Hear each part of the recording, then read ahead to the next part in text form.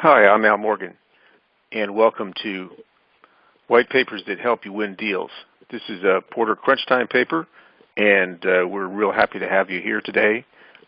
I'm the Director of Solution Marketing at Porter Consulting. I've been working in the infrastructure space for 30 years, primarily helping vendors like HP and Red Hat sell into enterprise and commercial accounts, typically either direct or through the channels. And I've been here through Unix, client server, the internet, mobility, the cloud, and now the Internet of Things. And one thing that really hasn't changed is how larger projects get sold. They take people, information, and trust, and white papers can help with that. So this webinar is for outbound marketing and demand generation professionals that want to improve their solution content to improve sales. As I said, Porter's been around for quite some time and working in the infrastructure space. So we do everything across the whole sales process, from social media to sales tools to customer content, channel training, demand gen programs.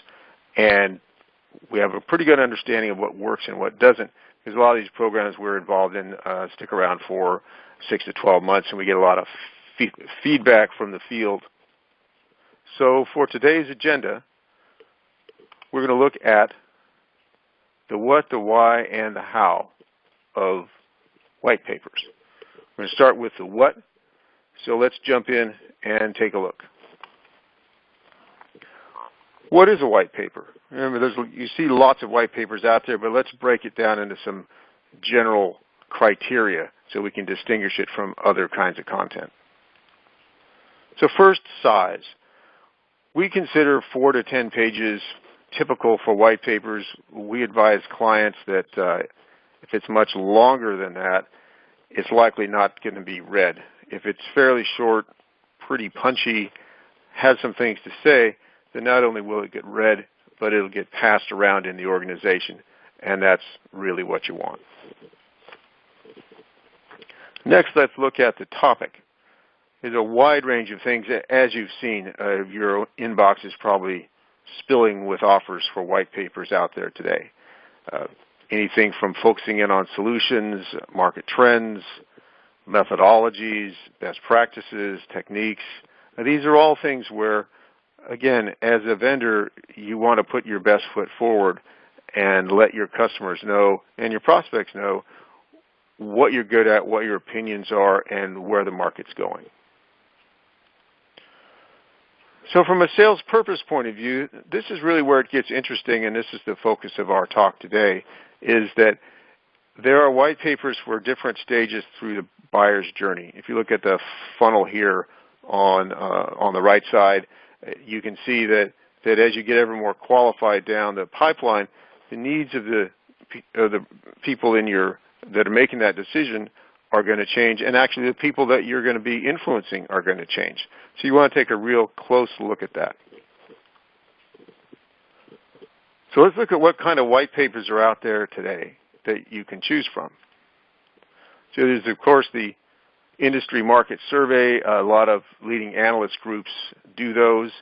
Best practices, we get involved in those quite a bit. Competitive comparisons, that's another area that is ripe for opportunity. If you have some specific advantages over your competition in a new market need, that's a great place to go. Sometimes people are just looking for some advice on how to get going, how to apply a best practice, how to work through all the options that are out there. And then forward-looking, where is the industry going? Where do you see yourself going? And how does that impact the customers for your products, both now and in the future? So this is just a snapshot of papers. As you can see, there's lots of different kinds of topics, and part of what we'll discuss today is how to pick which one to use. So I'd like to start with the buyer's journey. I think it's a good model for engagement with customers. It fits neatly to both traditional sales, direct sales in the enterprise space, where you're basically talking to a lot of people and building momentum for your solution, trying to anticipate objections.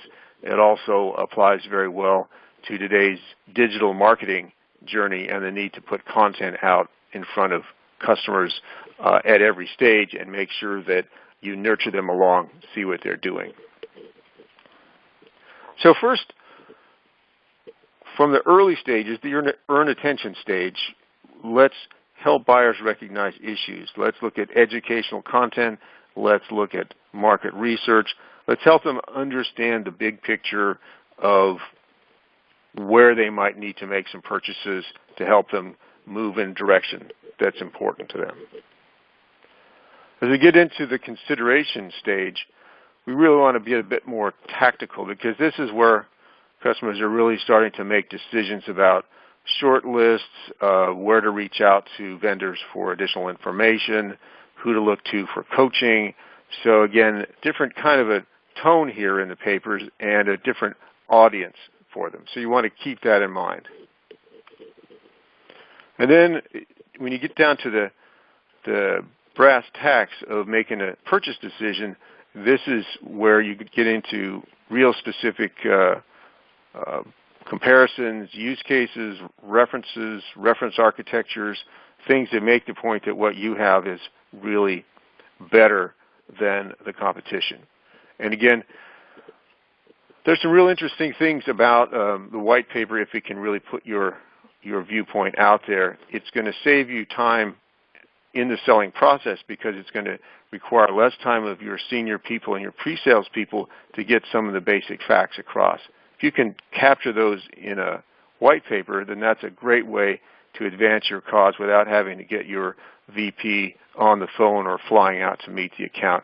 Especially if you're selling through channel partners, this is going to be great ammunition for them as they move those sales forward. So let's look at the why.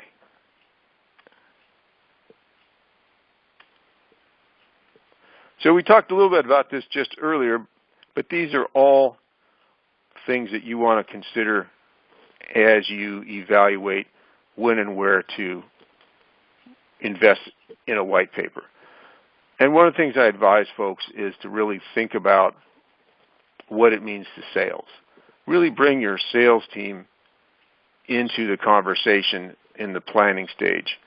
Where is it in the sales process that they need some help? Where in the sales process do they not quite have everything lined up? They'd have to work through intermediaries that don't quite understand your message, all those kind of things. Because, again, that's the reason you're going to spend time and effort on a white paper, is to get your point across. So it's really important to understand which point to get across and why and to who. We tend to look at the whole sales motion buyer's journey in the context of sales conversations. So let me show you our basic model. So any complex sale, anything that requires a group of people to come together in consensus to make a purchase decision, we're talking thousands of dollars, tens of thousands, hundreds of thousands, you're going to need to have everybody on board.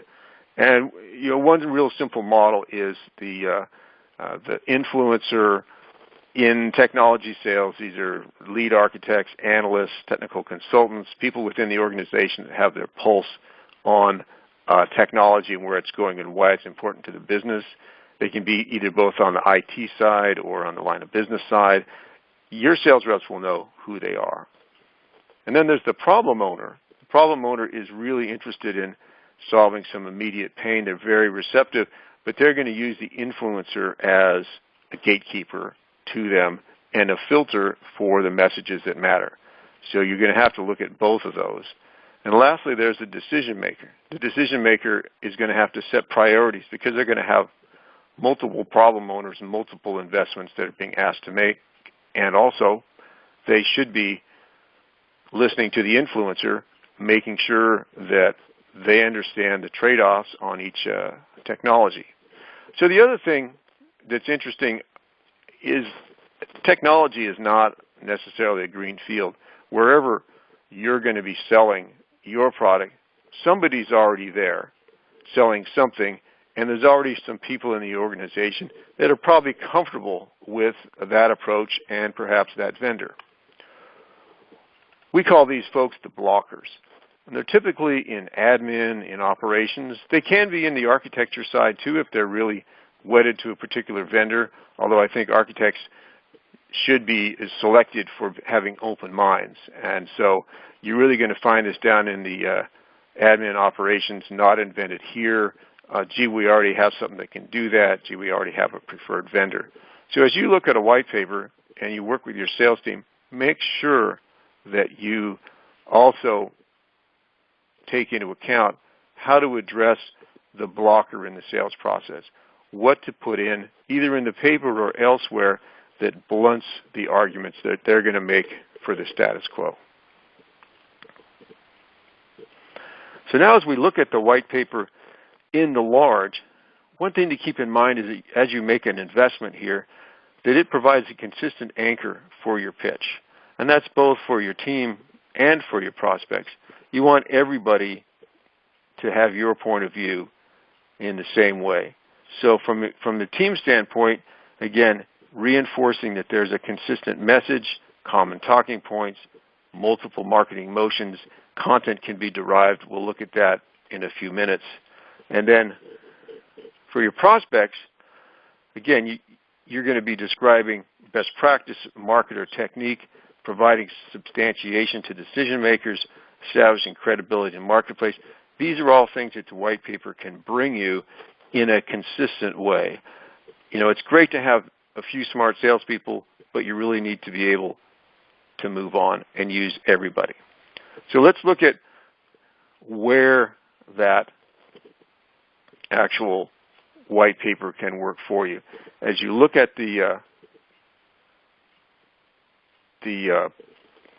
buyer's journey, you're going to see that there are lots of places where a white paper can fit in earn attention, as we said before, evaluation, and all the way up to validation.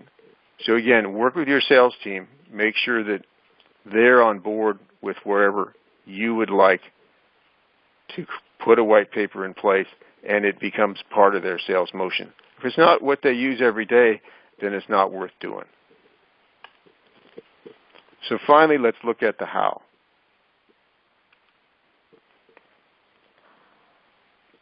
Here we go into planning your paper, looking at options, looking at resources, making sure that it meets the mark.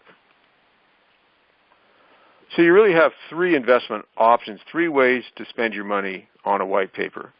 And so the first is the independent analyst, and these are very good for broad market surveys, things that are early in the decision cycle. The funded analyst, and this is an area that Porter does a tremendous amount of work, is where we work with you to put your best foot forward and showcase your point of view. Lastly, there's the vendor paper, which is vendor branded exclusively, and you own everything that's in there. You're not looking for an alternate point of view. You're just trying to put your message out there. So let's look at those in turn. So we look at the independent analyst and typically trends in the marketplace kind of things. I had an interesting experience recently. We were working with a company in storage, and one of their key assets was a market analysis from a leading independent analyst. And while I was working with them, I noticed that same paper came in from 2 or 3 other vendors in that same segment. So, syndication is a great thing, but on the other hand, you don't get your own voice in there, and you get seen in the pile with everybody else. So it's great if you're early into a new market, you've made progress from a previous review, you've got some new things, but I wouldn't count on it as the best way to promote your unique value. You only have a certain amount of space, and it's hard to predict what an analyst may say about your competitor. So if we look at the funded analyst side, again, it's very collaborative. We're looking at how to put your viewpoint forward, not to the point where we say things that might strain credibility, but we want to make sure, and whoever you're working with on analyst side, want to make sure that the things that you bring to the table, the advantages that your engineering team and your marketing team have figured out, really get put in perspective there so that you do get a leg up on your competition. And again, this is an opportunity for you to promote this out, use it in a wide variety of digital marketing and direct sales programs. And so this is a great middle ground. As we look at the pure vendor paper, and these have had a history of being successful for a long time, you have to keep in point of view that everybody understands that this is your point of view and exclusively your point of view, and so it can run into headwinds as far as credibility. The way to avoid that is to keep it to topics that you are a recognized leader in, and stay away from competitive analysis, because that's likely to be suspect. As we've worked in the collaborative model, we've developed what we call our crunch time model for white papers. And part of this is we want to make sure that the customer's viewpoint always stays front and center. Because again, regardless of how much we all love the products and services that we deliver, that we are just a tool. We're just a means to an end for someone to achieve a goal. And so we want to make sure that as a customer reads a white paper, that they see themselves in it, that they see that their problem is understood, that their ways of understanding how to solve a problem are recognized, and that the approaches that are promoted within the paper are things that they can understand would add value. So you're influencing decisions, you're resolving the customer's problem, you're putting a hand out for them to call you, and most of all, it's easy to read and navigate. We think it's really important to keep these things, as I said earlier, short and crisp. We want to make sure that they have graphics that really add value, not too complicated, not too simple, and always pertinent to the text that's around them. We want to put in comparisons where that's necessary, best practices. Again, make sure that the customer recognizes that you have their best interest in mind and you understand the pain that they hold and that they're trying to solve. So let's look at some recent examples that Porter's worked on. And we're not going to go into a lot of detail, but you can see how we've applied this crunch time approach to 3 different papers. So the first, and this is early in the stage cycle, this was a services vendor looking at a variety of services offerings, taking people through digital transformation, data migration, and so forth.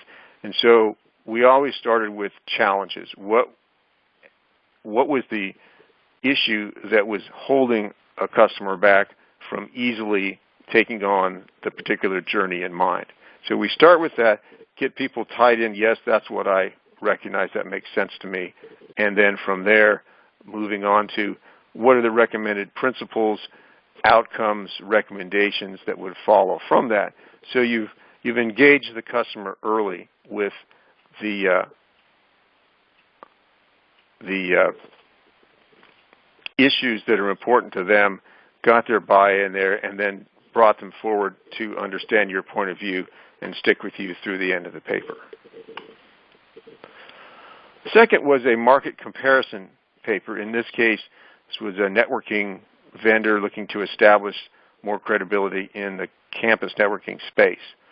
And so we started from the issue of an organization that needed better campus networking, which includes wireless not only for people but for devices and security and bandwidth.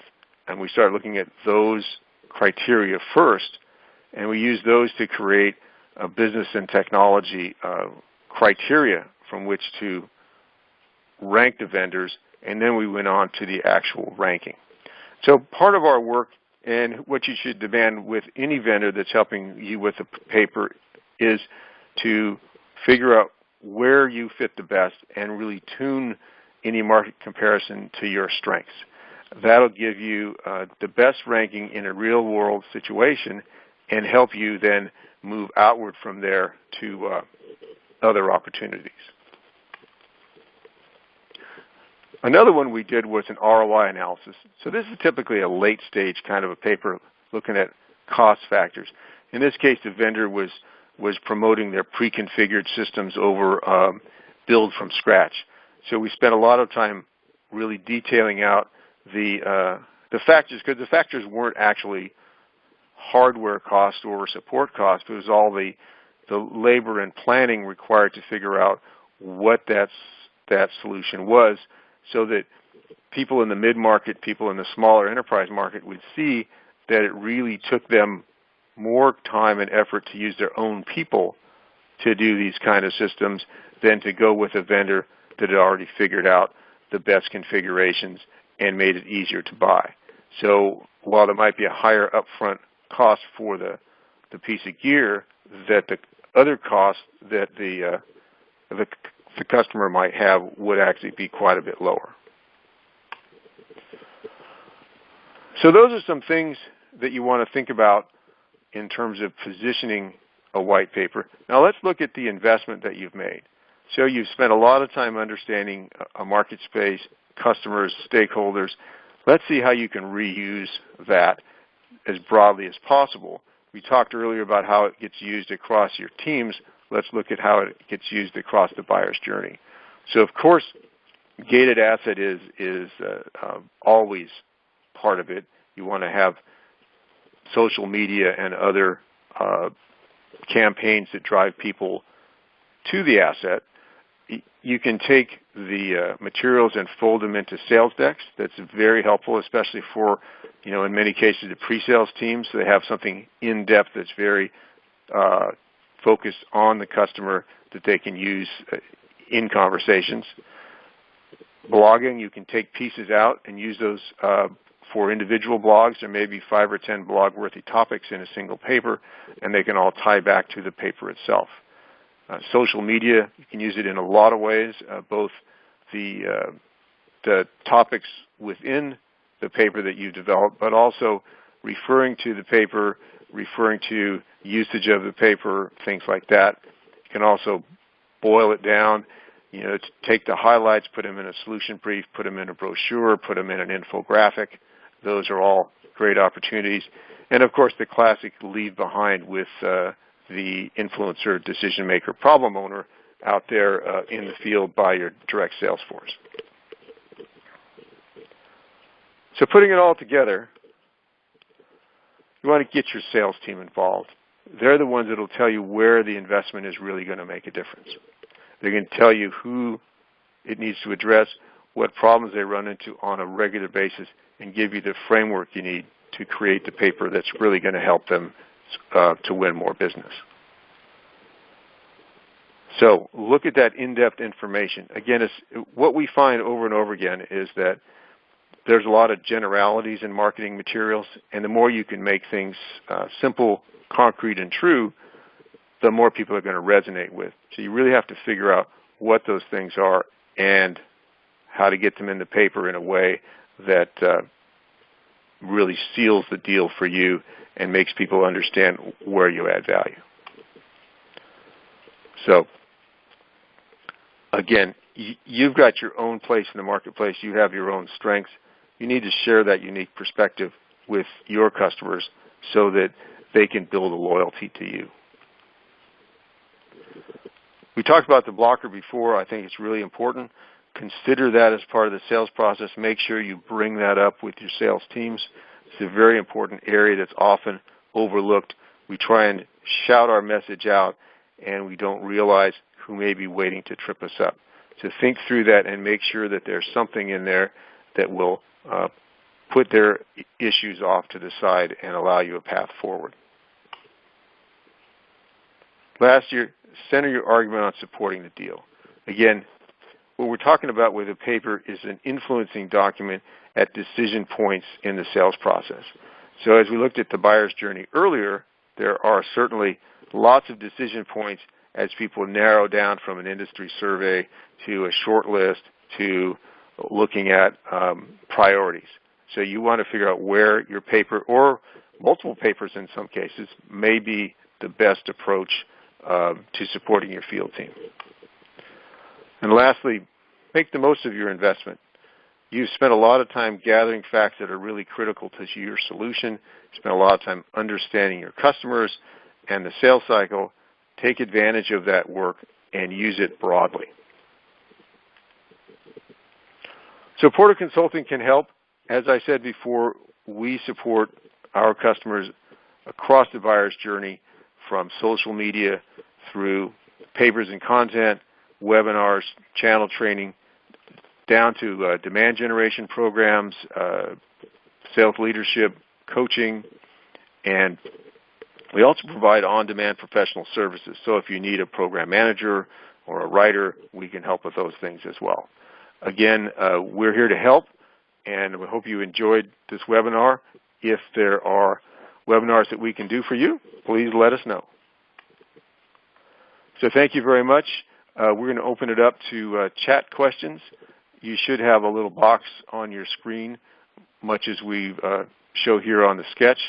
So if you have a question, we'd love to hear it, and we'll be on as long as we have questions. Thanks very much.